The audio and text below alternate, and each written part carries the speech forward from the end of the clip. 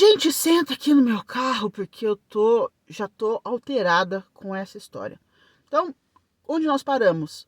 Início da pandemia, eu já tinha alguma base de conhecimento para lidar com meu filho. E aí, na pandemia, parou tudo. Meu filho estuda numa escola pública municipal, nesse momento da vida, né? Na pandemia, em 2020, ele estuda numa escola pública municipal. E aí, se você tem um filho aí que estudava na escola particular, como que eram as aulas? Era online, porém era ao vivo e a cores, a professora, o aluno, a professora. No caso da escola pública, isso não existiu. Algumas professoras fizeram alguns vídeos e aí o governo fez uma plataforma. Nessa plataforma existiam pequenos vídeos de YouTube, ou vídeo dessas professoras específicas do município, que gravavam aulas curtinhas de 3 minutos, 4 minutos. Mas a maior parte do processo não era via vídeo, era via texto. Então a mãe era obrigada a sentar do lado da criança, no meu caso, né? No meu caso, porque se fosse uma criança que sabia ler e escrever, sinceramente, o sistema educacional, ele pega o seu filho, pega você que é mãe, e ele faz assim, ó. Você, filho, você criança, você não tem capacidade de saber nada além daquilo que a professora fala. E pega você que é mãe e fala assim: quem é você para querer ensinar o teu filho? Porque eu escutei. Quem você acha que você é para ensinar o teu filho? Eu falei: olha, eu não sei se você sabe, mas antes de qualquer coisa eu sou mãe. E mãe, ela faz qualquer coisa. Mãe vira médica, mãe vira enfermeira, mãe vira professora, mãe faz o escambau quando ela quer resolver um problema do filho dela. Essa foi a minha resposta. Antes de qualquer coisa, de você querer perguntar qualquer título meu, eu sou mãe. Segundo, eu não sou burra, eu não sou idiota.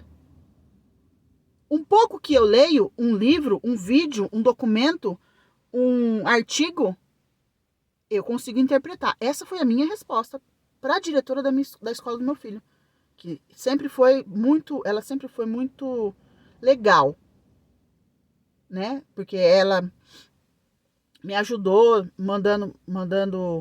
é, dando a documentação para ele passar por essa junta na APA e tal. Então, mas chegou um momento que eu falei para ela, falei: diretora, tá tudo errado na escola, tá tudo errado. Esse método que vocês estão usando não tá funcionando. Se não funciona com meu filho, eu tenho certeza absoluta que não funciona com um monte de criança. Aí ela fez essa indagação: mas quem que você pensa que você é para estar ensinando, né? E nesse momento da vida também, eu sempre cogitei o homeschooling. Só que meu filho já estava na escola. Ele já estava no sistema da escola. Eu não posso tirar. Se eu tirar, quem que vem atrás de mim? Como a cidade que eu moro é pequena, quem que vem atrás de mim? Conselho tutelar. E aí você já sabe, né? É um BO. Então, inclusive, né? Meu sonho era ter tirado ele da escola. Mas eu tentei, mas não deu certo. Então, quando veio a pandemia, eu peguei essa metodologia fônica, apliquei nele, ele começou a ler. E aí aí vão aparecendo as dificuldades, né? Numa criança normal, ela começa a ler e beleza, ela se empolga com aquilo. Olha, eu tô lendo isso, tô lendo aquela palavra. No caso do meu filho, ele tinha algumas manias. Ele não admitia que pudesse existir, por exemplo, 3 As numa mesma palavra. Não podia existir 2 P's ou 2 B's. Não podia existir duplicidade de letras na mesma palavra. Ele travava, ele não lia, porque ele achava que aquilo não podia acontecer. Eu falei: não, filho, você pode ter várias vezes a letra A na mesma palavra. Com o tempo, demorou muito tempo para ele entender que era possível, que ele podia. Então, vamos supor, abacate, ele lia o primeiro A. B, A, B, B, B, C. Fala: filho, cadê a vogal? Mas por que essa letra tá aqui de novo? Olha o nível. Eu falava: filho, pode repetir, as letras elas podem se repetir. Demorou muito tempo para ele aceitar isso. Então ele não aceitava, ele criava regras na cabeça dele para o processo de leitura. Enfim. E aí foi muito bom o ano de 2020. A pandemia, ele ter ficado em casa, eu ter sofrido acidente, eu ter também ficado em casa, porque eu trabalhava com eu dependia da praia, né, para vender, das lojas de conveniência, pequenos mercados, tava tudo fechado, eu não podia trabalhar. Então eu foquei nele. Então a gente fazia caminhada, a gente desenhava, a gente fazia a aula. E algumas dessas aulas eu fui gravando. Às vezes eu fazia alguns jogos pedagógicos para ele. Eu tô falando aqui, gente, não é um negócio, nossa, eu vivia para fazer isso. Não, eu fazia um por semana, às vezes tinha semana que eu não conseguia fazer. E mesmo assim eu comecei a ver a evolução dele. Logo que a pandemia acabou, que as crianças voltaram para a escola em 2021, não acabou não, né? As crianças voltaram em 2021. Aí parece que aí já meu filho eu consegui pegar o documento da escola para ele passar pela APAE daqui da cidade. Então nós fomos para a APAE. Na APAE ele passou pela psicóloga, pela TO, aí passou pela fisioterapeuta, passou pelo fono. Aí o fono é um rapaz. Ele falou assim: vamos fazer alguns exames nele de processamento auditivo? Por quê? Intelectualmente eles não achavam nada nele. Fisicamente também não. A coordenação motora era normal. A psicóloga não falou nada comigo. E aí o que ficou assim foi o fono, e ele falou: vamos passar ele para alguns exames. Nesse momento, nós já era metade do ano, eu fui para Bauru. Como eu não conheço nada aqui, apesar de eu estar há alguns anos aqui, uns 3 anos, 4 anos, não conhecia nada nem ninguém. E eu já ia para Bauru mesmo. Falei: bom, quer saber uma coisa? Nós vamos passar por lá. E aí eu conhecia em Bauru eu tive uma aluna que ela é fono. Conversei com ela, ela falou: traz ele aqui que eu vou fazer os exames e um outro. Tem um exame que eu não, de processamento auditivo que ela não fazia, ela me indicou uma outra profissional. Entrei em contato com a minha amiga que a filha tem laudo de TDAH. Falei: você pode me indicar uma profissional para eu fazer uma investigação no meu filho? Aliás, eu conversei com ela, mas nesse momento não. Não passei ele pela neuropsicóloga lá em Bauru. Então, quando eu vim de Bauru das férias de julho, eu já vim com alguns exames feitos a pedido do fono aqui da cidade onde eu moro, em Santa Catarina, da APAE.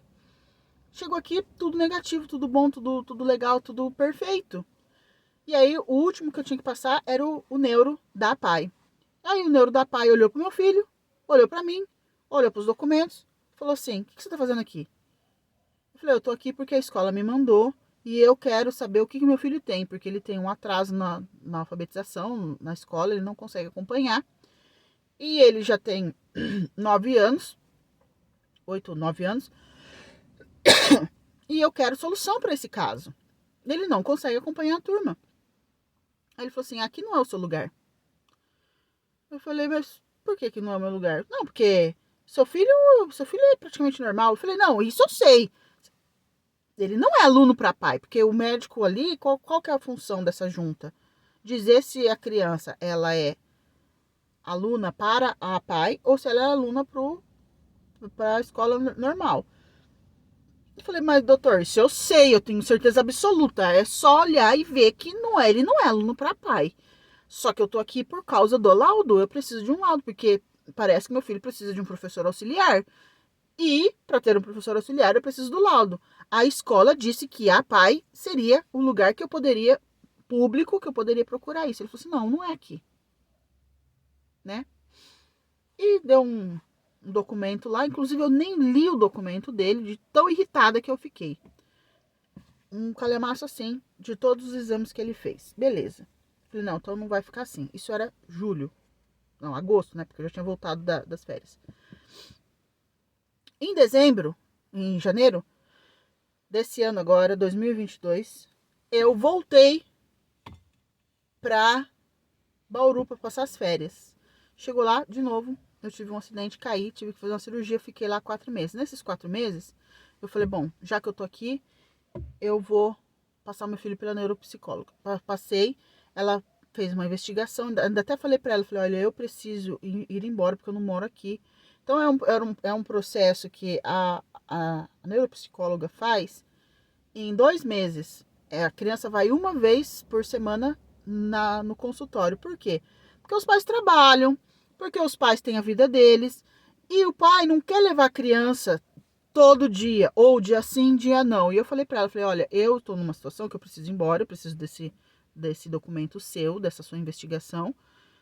É possível fazer essa investigação passando ele dia sim, dia não? Ela falou, não, pode, ele pode vir todos os dias. Nós vamos fazer o trabalho todos os dias, como se fosse uma escola, assim, né? O problema que eu não faço com as pessoas aqui é porque os pais não têm essa disponibilidade. Eu falei, não, eu tô aqui parada, então vamos fazer. Então ela fez a investigação, acho que em 3 semanas, assim, sabe? Foi bem legal.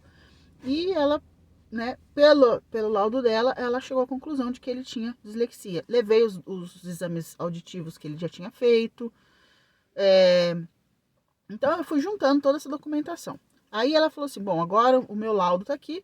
Pra mim ele não tem TDAH. Pra mim ele não tem autismo leve. Mas vamos encaminhar ele pro neuro fechar o diagnóstico. Beleza, tô em Bauru, não deu para passar no neuro em Bauru, né? Até porque nem os neuros que ela indicou, os caras não tinham horário. A gente estava em janeiro de agora, 2022, os caras não tinham agenda. Tinha agenda para setembro. Impossível, né? Não dá. Aí cheguei aqui na cidade, em Santa Catarina, na minha cidade, e fui procurar um neuro. Achei um neuro que dava para atender num prazo ali de 1 mês, mais ou menos. Isso particular, tá, gente? Tô falando particular. E aí ele atendeu e ele ficou... Aí já, é muito interessante que eu já cheguei para ele com toda a documentação. Todos os exames auditivos que ele ia pedir já estavam na mão dele. Todo o laudo que ele poderia querer da neuropsicóloga já estava na mão dele, porque eu já estava no processo. Olha só, meu filho agora tem 10 anos. Então essa jornada começou lá com 3. E até agora nada, ninguém fala nada. E aí ele pediu eletroencefalograma, pediu alguns exames de sangue e pegou toda aquela documentação, fez 1.700 anotações e aí ele falou assim, olha, eu preciso de um tirateima, vamos dizer assim, com algum outro colega profissional. E eu passei por esse médico 3 vezes, né? Foram uma consulta e 2 retornos para ele chegar para mim, virar e falar assim, olha, para mim o seu filho ele tem TDAH. Para mim tá quase... Eu respondi alguns questionários, a professora respondeu alguns questionários. Ele falou, só que tem um porém, seu filho também tem características de autismo leve, bem leve. Não compromete o social dele, mas pode estar atrapalhando a questão da escola. Eu preciso que ele passe de novo por uma neuropsicóloga para fazer uma investigação específica para autismo. E a gente volta aonde? Né? 1 passo para frente, 4 para trás. Resumo da ópera. Nessa cidade que eu moro hoje, pelo que eu pesquisei e procurei, temos 2 neuropsicólogas que fazem esse tipo de investigação. Porém, uma delas só atende adolescentes para cima, adolescentes e adultos. Só temos uma profissional na cidade que atende criança. Ela tem agenda? Não, não tem agenda. Então eu entro numa fila de espera. É pior é tipo SUS. Olha onde nós estamos. É tipo SUS. Então, isso eu enfrentei em Bauru também. Porque a primeira profissional que me foi indicada, ela não tinha agenda. A segunda, ela tinha, mas era uma agenda apertada. Ela teve que rebolar para atender o meu filho em 20 dias. E eu vou contar mais um episódio no próximo vídeo.